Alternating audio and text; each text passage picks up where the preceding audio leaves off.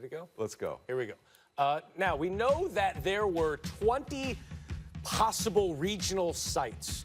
The NCAA, they announced the 16 official sites last night. This is the map. How'd they do?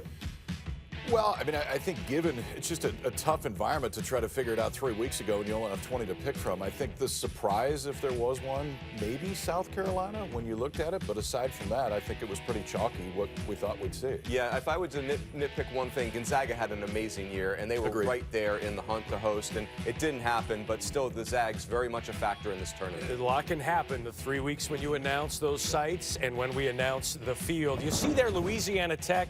What a great story. Ruston, Louisiana, J.C. Love Field at Pat Patterson Park, affectionately dubbed the Love Shack. They're hosting a regional. They lost their stadium due to a tornado a couple of years ago. They've been working at a high school field, Little League field. They rebuilt the stadium, and now they are hosting one of the great stories that we will follow along. Here is your 101 for the NCAA baseball tournament. 16 regionals, 4 teams apiece, double elimination format for those. Each winner advances to a super regional. That's best 2 out of 3. And the 8 teams advancing and surviving head to Omaha for the College World Series in a pair of 4-team brackets. You want to be a top 6 team, but it really helps to be a top 8.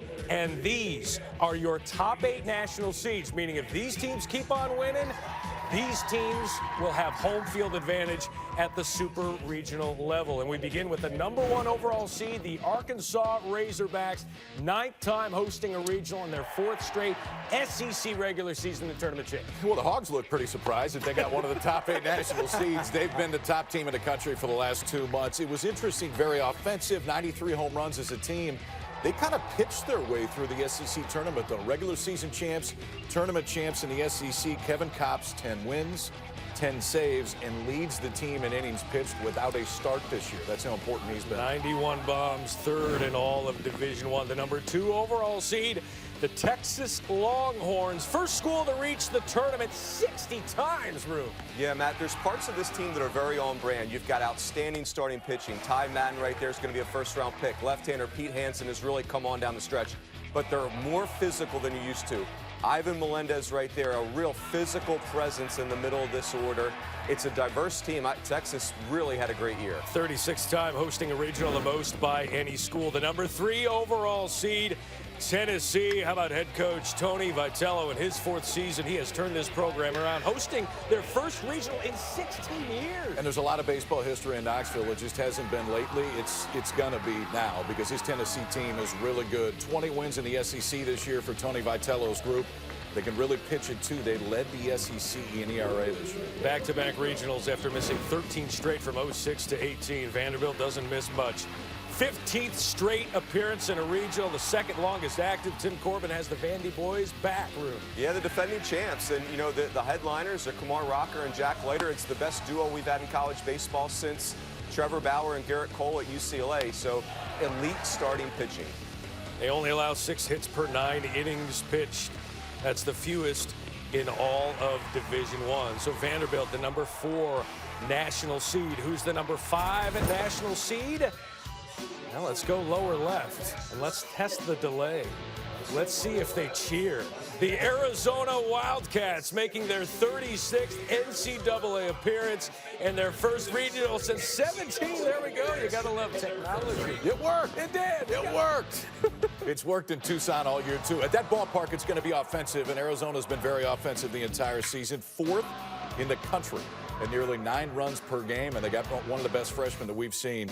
Jacob Berry, 5th in the nation with 64 RBIs. Feels like it's going to be another offensive regional in Tucson. Yeah, Berry, 14 bombs, the most by an Arizona freshman since 1999. Pretty explosive offense there, 14th time hosting a regional. That's the number 5 seed. All right, TCU, you going to cheer here? Number 6 overall seed. They're going to be hosting there at Lupton Stadium. There we go. And then Coach Jim Schlossnagle, 17th appearance, 15 of them under Coach Schlossnagle. Room. Yeah, Matt, TCU, one of the best running games in college baseball. High-octane offense, a very good bullpen. Remember, Jim Schlossnagle in this program went to 4 straight Omahas, 2014 to 2017. They know how to navigate this tournament. Big 12 tournament champs just took down Oklahoma State last night, and I believe they just stole another base in that game while I was speaking. That's the number 6 national seed. Let's go to the number 7 national seed. Go back to the SEC, Mississippi State, their 37th appearance and their 5th straight, 15th time hosting a regional. Duty Noble going to be rocking. Yeah, Stark Vegas is going to be a little loud again, and that's usually what happens when State gets into the postseason. Tanner Allen's the SEC Player of the Year, and this is a staff that has a chance to break the all-time record for strikeouts per 9 innings. They're punching out more than 12 per 9, up and down. This pitching staff, there's a lot of swing and miss. Head coach Chris Lemonis, another 40-win season there in Stark Vegas. How about the number 8 overall seed, Texas Tech? They've hosted a regional every year since 2016. That's the nation's longest active streak, 5 straight, Bruce. Yeah, and they've hosted 4 and won 4 home super regionals, so this is huge. Lubbock is a really tough place to play. Jace Young, the younger brother of Josh, Big 12 Player of the Year. I don't know, is he better than his brother? That is a question that might be answered. We shall see. Again, those are your top 8. So let's start the bracket, and let's start top left with the number 1 overall seed, the Arkansas Razorbacks, chilling with the SEC Championship Trophy, 22-8 in league play.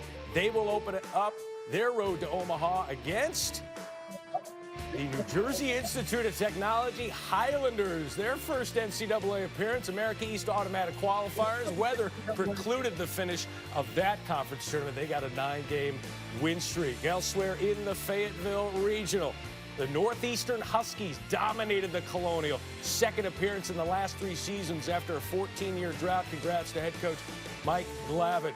They will face, this is Big Red Baseball, Big 12 regular season champs.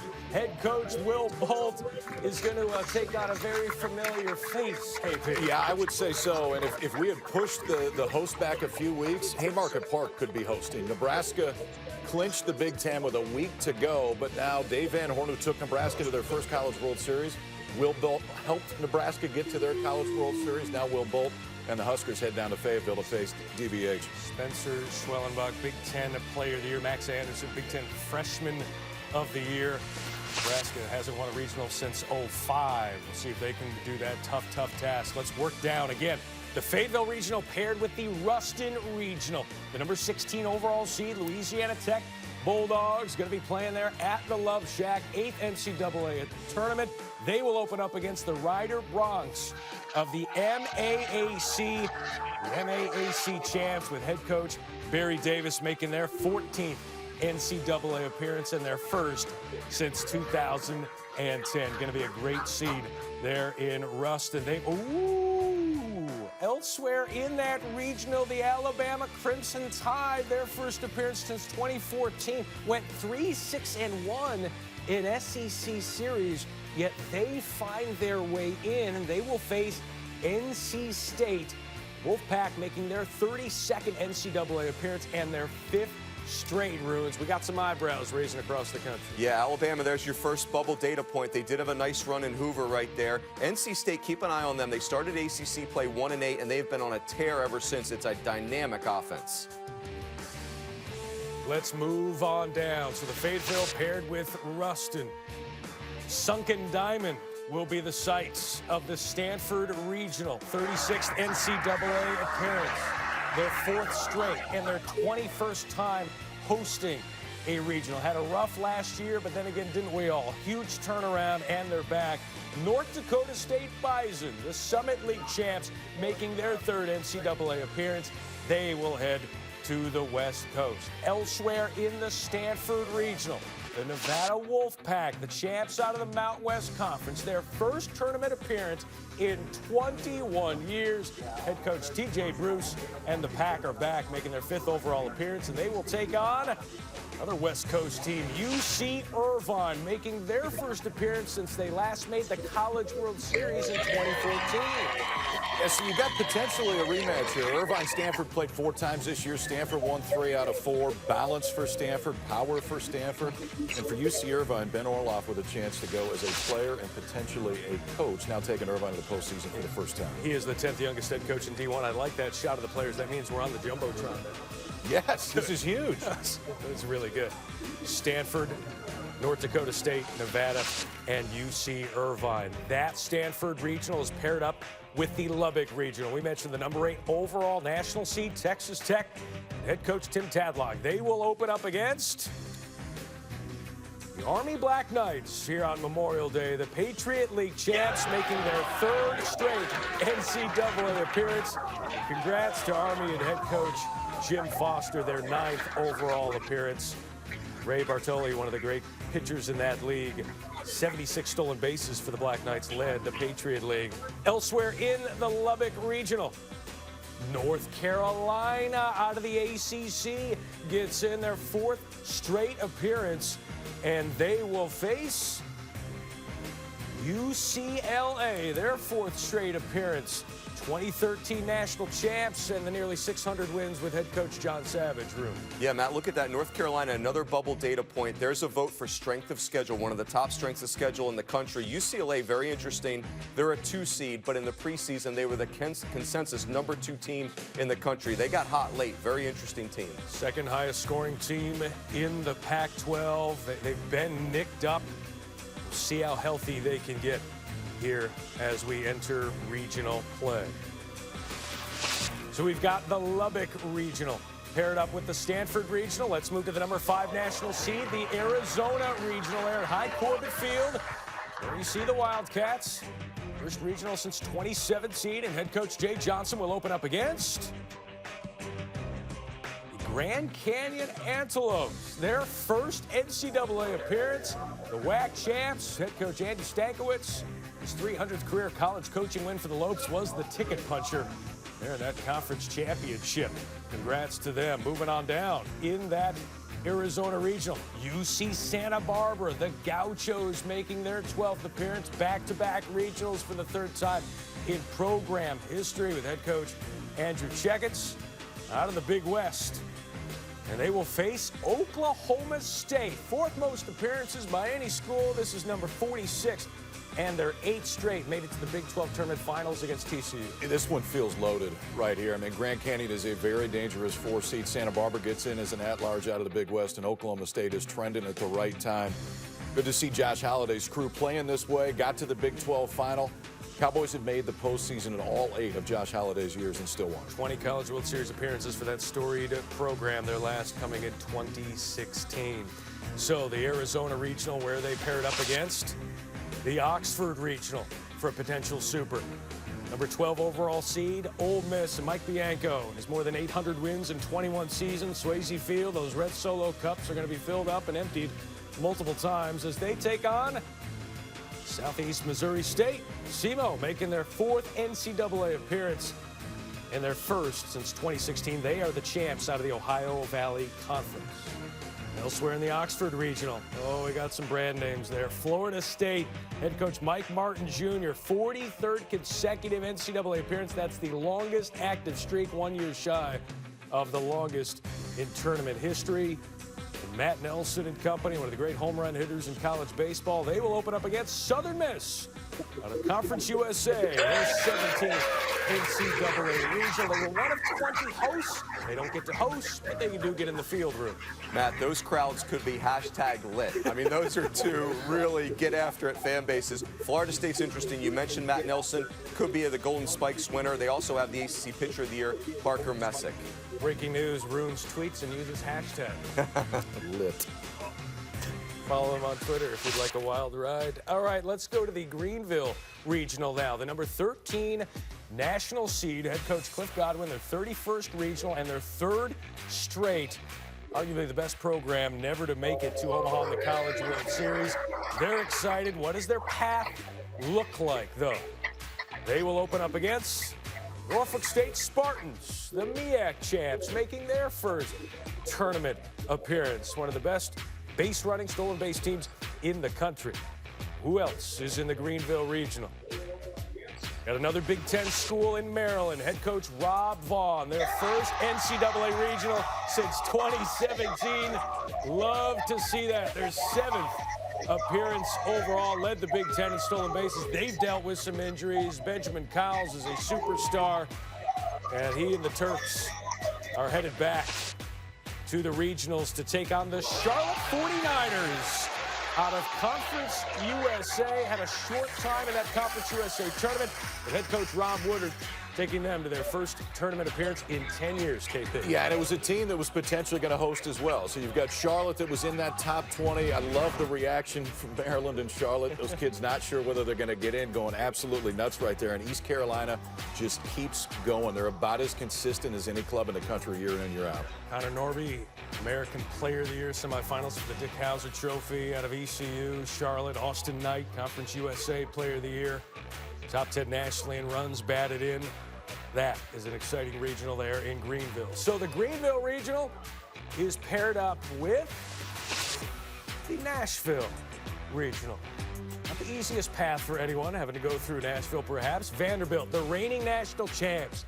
The Vandy boys, Kumar Rocker, Jack Leiter, Dominic Keegan, they are loaded. They're facing, a little storyline here. The Presbyterian Blue Hose out of the Big South, where Tim Corbin got his first head coaching job in the 1980s. The stories write themselves. Let's stay in the Nashville Regional. Indiana State gets in out of the Valley. 11th NCAA appearance, back-to-back regionals for the first time in 35 years. They will open up against Georgia Tech and head coach Danny Hall. He's been there a long time, more than 1,100 wins, back-to-back appearances after missing the tournament back-to-back years. Good for Coach Hall. Yeah, Indiana State, Matt, they didn't play a home game until April 16th, so really good season for the Sycamores. Jeremy Guerrero, their left-handed pitcher, led the way. Georgia Tech shortstop Luke Waddell, toughest guy to strike out in the ACC. A team, Georgia Tech, with some high highs and maybe some lower lows. Be interested. They got a lot of upside, that team.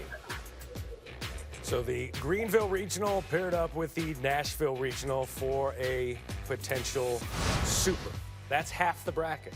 The Texas Longhorns, head coach David Pierce, their 40-win season, 60th NCAA tournament appearance. They will open up against the Southern University Jaguars, the 10th NCAA appearance, most by any SWAC school. They were the SWAC champs. And there we see them excited. There we see about to unload some excitement, perhaps taking on Texas, or maybe they're just reserved. Let's move toward the bottom of the bracket there. Just a longer delay. Oh, no delay. No delay with Fairfield. The Stags, the MAAC regular season champs. One of the best stories in college baseball. 37-3 this year. Started the year 28-0. And they are in the NCAA tournament. And they will take on Arizona State. And of course they're in a pool. The Sun Devils, their 41st NCAA appearance. Ethan Long with 16 bombs here, Runes. Yeah, Arizona State, a very young team, but Fairfield, you nailed it, Matty. One of the great stories in college baseball, went 35-1 in their regular season, and a bubble team. Another data point for the bubble, the Stags getting in. To stay on that pool shot, Arizona State and Fairfield Southern and Texas. All right, so the Austin Regional is paired up with the Gainesville Regional, the number 15 overall seed, the Florida Gators. 13th consecutive regional, that's the third longest active streak. They will take on the South Florida Bulls. The American Athletic Conference champs, 14th NCAA appearance, first since 2018 with head coach Billy Mole. South Alabama Jaguars out of the Sun Belt, their 28th NCAA appearance, and they will face a team that's been there and done that, the Miami Hurricanes, their 47th tournament appearance, third most by any school, and a great pitching staff to boot, KP. Yeah, it is some familiar foes in this one, too. Miami and Florida played earlier this season, the first 3 games at Florida's new ballpark. And the Canes went up there with 2 freshmen in the rotation and took 2 out of 3 from the Gators. You be sure that the preseason #1 team remembers that, but those two know each other really well. Judd Fabian and Florida. Great players there. So you got the Austin Regional paired up with the Gainesville Regional. Now let's go to the number 10 overall seed, Notre Dame. Frank X Stadium. It's going to be the site of the South Bend Regional as Notre Dame, their first regular season conference title in 15 years, will open up against the Central Michigan Chippewas, the champs out of the MAC, their 14th NCAA appearance. Andrew Taylor, one of the best pitchers in college baseball, second in D1 with a 1.21 ERA. Elsewhere in the Notre Dame Regional, the Michigan Wolverines. Another Big Ten team gets in, the 25th NCAA appearance, the reigning national runner-up. Remember, they lost 2 of 3 to Vandy in the 2019 CWS Finals. They will open up against UConn. Their 22nd appearance, the champs out of the Big East. And head coach Jim Pender is room. Yeah, guys, this regional is absolutely loaded. This is one of the deepest regionals we've seen. Central Michigan will be a bear as a 4 seed. You mentioned Michigan playing in the CWS Finals. Keep an eye on UConn. They've been to the regional 7 of the last 11 years. Kyler Fedko, Big East Player of the Year there for UConn. Let's move on down. So the Notre Dame Regional paired up with the Starkville Regional, Mississippi State. 5th straight regional. Tanner Allen, SEC Player of the Year. They're going to open up against Sanford Bulldogs. Southern Conference champs making their 3rd tournament appearance. Bulldogs likely to win that matchup. Campbell is in. Good to see out of the Big South. Head coach Justin Hare, nearly 200 wins in 7 seasons. Their 3rd straight tournament appearance. Top 5 nationally in scoring. They will face the VCU Rams, the champs out of the A-10. 21 straight wins entering the regional. Haven't lost since April 13th, KP. Yeah, the Bulldogs get one of the hottest teams in the entire country coming in. I don't care who you're playing, if you haven't lost in about 2 months, it's usually a good way to roll into regionals. But I will tell you, and it's an experience they'll never forget, that place, when we get to the postseason, is different than most. It's going to be an environment that everybody will want to see. Duty Noble Field. They're sites of that Starkville Regional. So the winner of the Notre Dame Regional takes on the winner of that Starkville Regional. Let's move on down. The number 6 national seed, TCU. Fresh, and I mean fresh, off of that Big 12 tournament championship last night. Philip Sykes and company will open up against McNeese Cowboy. 6th NCAA appearance. The Southland Conference champs. Happy to be there and happy to throw a party today. Congratulations to McNeese. Moving on down. In the Fort Worth Regional, the Dallas Baptist Patriots out of Missouri Valley, their 10th tournament appearance, 80 home runs, top 10 in all of Division I. They will face the Oregon State Beavers. 4th straight tournament appearance. One of the best pitching staffs certainly in the Pac-12 room. Yeah, guys, and McNeese State is a great story. They dealt with the pandemic, then Hurricane Laura, then Hurricane Delta, fields leveled. They come back and win the conference tournament. Really, what a great effort by Justin Hill and that team. That's the Fort Worth Regional at Lupton Stadium. It is paired up with the Columbia Regional, but Old Dominion is the number 1 seed in that regional. About 400 miles away from their campus. They're playing at Founders Park in South Carolina. Conference USA champs, their 9th appearance and their 1st since 2014. Congrats to head coach Chris Finwood. They will take on the Jacksonville University Dolphins. One of the more unlikely entries in this field. Went 3-15 in the A-Sun, 16-32 overall. And what they do, they won their conference tournament. Went 1-13 in April. And here they are, celebrating, having a watch party. Fun to see. Elsewhere in that Columbia Regional, Virginia is in. Head coach Brian O'Connor, 18th NCAA tournament appearance. Andrew Abbott, the best strikeout pitchers in all of Division I. Virginia, they're happy in Charlottesville. Who will they take on? Well, this could get interesting. Opening up against South Carolina there in Founders Park.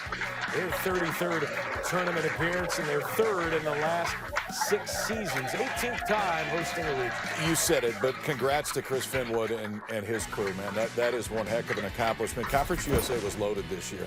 And to see Old Dominion, I know they got to travel, but to see Old Dominion earn a 1 seed in this spot, and they're going to a ballpark that fits them well. 98 home runs this year for Old Dominion. South Carolina's ballpark can play a little bit small at times. It should be a great matchup. Chris Finwood, head coach, been through a lot this year. Certainly thrilled to see them have a great, great season. Let's go to the Eugene Regional in Oregon, PK Park. They're masked up and ready to go. 8th NCAA appearance and their 1st since 2015 under head coach Mark Wazakowski, who's just in his 2nd year there in Eugene. kind of out of a nowhere team, and they are a top 16 seed, and they will open up against Central Connecticut Blue Devils, their 7th tournament appearance and their 3rd in the last 4 seasons. The Northeast Conference champs. Joe DeVito, one of the great players there in that league. Moving on down in the Eugene Regional, LSU is in their 33rd tournament appearance. It will be the swan song for Paul Manieri, the head coach who announced his retirement just last week. One of 5 head coaches with 1,500 or more wins at a national championship. We'll see how long they can continue his tenure there. Tough battle opening up against Gonzaga, the 11th NCAA appearance for the champs out of the West Coast Conference room. Yeah, I mean, you think about LSU, can they take Paul Manieri on one more ride, the Hall of Famer, you know, incredible. And you think about Gonzaga, a really old team, a team that accomplished a lot this year. So, again, another very interesting regional there. Gonzaga nearly hosted a regional. They were one of those 20 regional sites. Dropped a couple over the weekend. Did not get to host, but do get in to the NCAA tournament. So the Eugene Regional is paired up with a super with the winner of the Knoxville Regional. There's Tennessee, as we mentioned, hosting their first regional in 16 years. They're excited, and they're eagerly anticipating me to be quiet to tell you that Wright State will be their opponent out of the Horizon League. This is a very good regional 4 seed. 8th NCAA appearance. They dominated their Horizon. Highest scoring team in all of Division I at 10 runs per game. Tough task to open up with Tennessee. How about Liberty? ASUN regular season champs, 7th tournament appearance, back-to-back regional appearances for the 2nd time in school history. Head coach Scott Jackson, they've won 10 of 11, or at least they did, entering the ASUN tournament. Tough non-con as well this year. And they will face the Duke Blue Devils, our final team to be revealed. The ACC champs. At one point, they were 20-20. End of the year, 12 straight wins. Head coach Chris Pollard getting it done. Their first ACC title in 60 years. And those are your 64 teams. Jeff, this was a year unlike any other. How would you assess the challenges of putting this bracket together with fewer data points and fewer non-conference games? It was an incredibly difficult year. I mean, honestly, no one had ever experienced COVID before. As you know, we look at the RPI as a tremendous metric for us to help us evaluate as a tool. And in a year where you cannot play as everybody across the conferences as typically you would do, it makes it extremely difficult to choose. So it really came down to depending upon the regional advisory committees and our committee chairs to get a full understanding and an eyeball on the teams that were out there to understand what teams are the best teams in the country. So we've got the field of 64. Let's show the bubble, the proverbial bubble that we always like to talk about regardless of sport. Last 4 in, first 4 out. And the ones on the left are in alphabetical order. Alabama, Michigan, North Carolina, UC Santa Barbara. First 4 out, Baylor, Pittsburgh, Georgia, Ball State. The order is specific as any possible replacements to the championship bracket due to the health and safety protocols must take place within 24 hours after the selection announcement. So 24 hours from now, if there's a team that can't play, Baylor is the first team in. But walk us through your decisions there specifically. Pittsburgh was one of those teams that was a potential regional host just a few weeks ago. They don't make the field, yet Alabama, who had 3 series wins against the bottom 3 teams in the SEC, gets in. Can you walk us through those decisions?